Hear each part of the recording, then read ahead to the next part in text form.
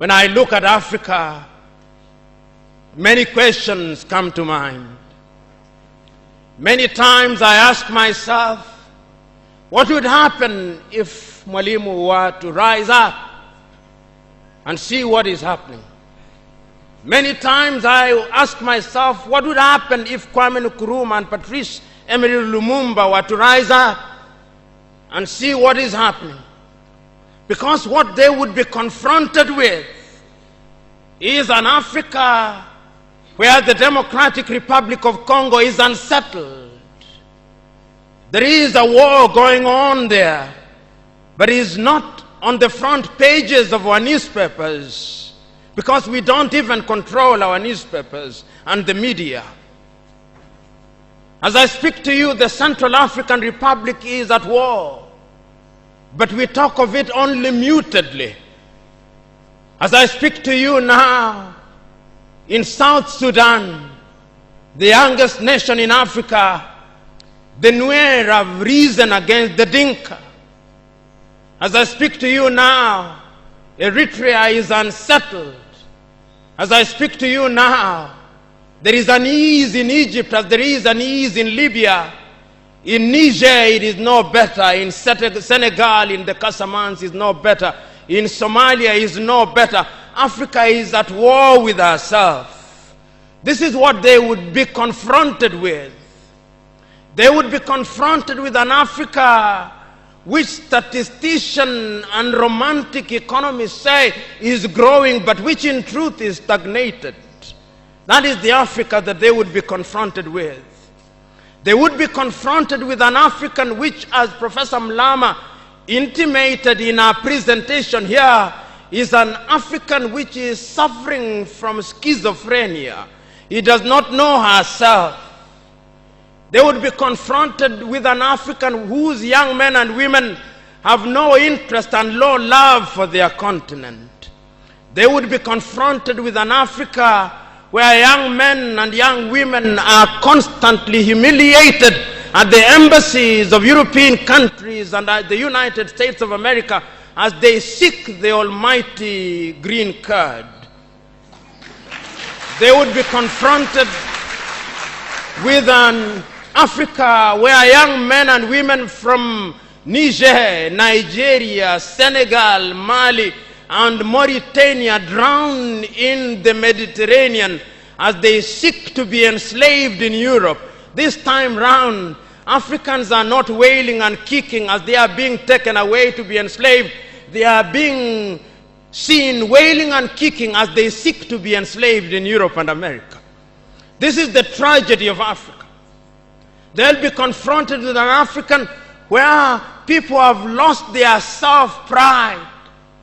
An Africa where Africans are not proud of their things. An Africa where in the hotels of Dar es Salaam or Nairobi, even food has foreign names. When we fry potatoes, we call them French fries, even when they are fried in Dar es Salaam. That is the Africa that they would be confronted with. They would be confronted with another Africa. An Africa which does not tell her story. An Africa whose story is told by Europe and America, the CNN, Radio Deutsche Welle, Radio France. That is the Africa they would be confronted with. They would be confronted with the young men and women who have no pride in Africa. When they want to enjoy themselves, they sing the praises of football teams from Europe and America. It is Manchester United. It is Arsenal. It is Real Madrid. And Barcelona, not Yanga, not Mufulira Wanderers, not Gor Mahia, not FC Leopards. No. That is the Africa that they would be confronted with.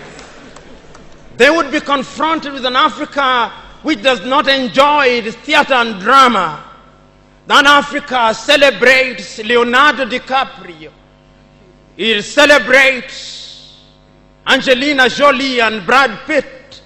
The Africa does not celebrate Genevieve Naji of Nigeria or Rita Dominic or Lou Jacobs of Nigeria, it does not celebrate Bongowood or Nollywood or Riverwood. It celebrates Hollywood. That is the Africa with which they would be confronted.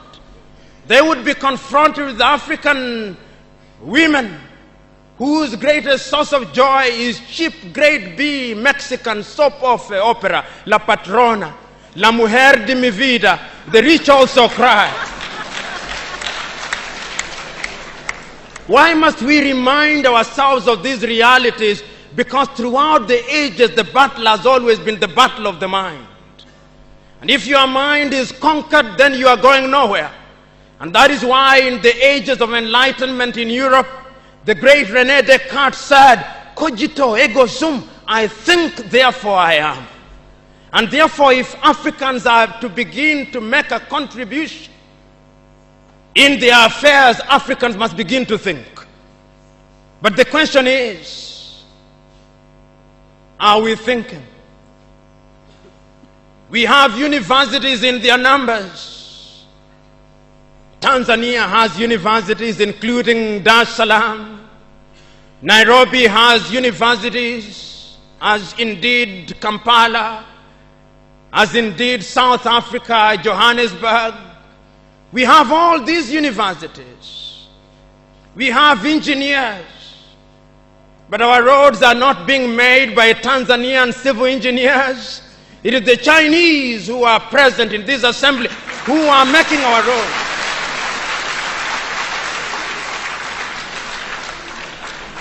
So we have engineers who cannot even make roads. We have doctors whom we have trained. But when we are sick, particularly if we are of the political class, depending on who colonized you, if you are colonized by the United Kingdom, you rush to London. If you are colonized by the French, you rush to Paris. If you are colonized by the Portuguese, you rush to Lisbon. And if you are colonized by the Spaniards, you rush to Madrid, Spain. And recently, because the Asians are beginning to get their act together, we run to India. And very lately, because the Arabs are also beginning to get their act together, we run to Dubai. Notwithstanding that we have the Kenyatta hostels of this country, the Muhimbilis of Tanzania, the Chris Hani Baragwanaths of South Africa, and the Mama Yemos of Kinshasa in Zaire or the Democratic Republic of Congo, but we have no faith in our doctors. In the area of education, we also don't have faith. Our political class introduced something that they call free education, but it's free indeed, free of knowledge.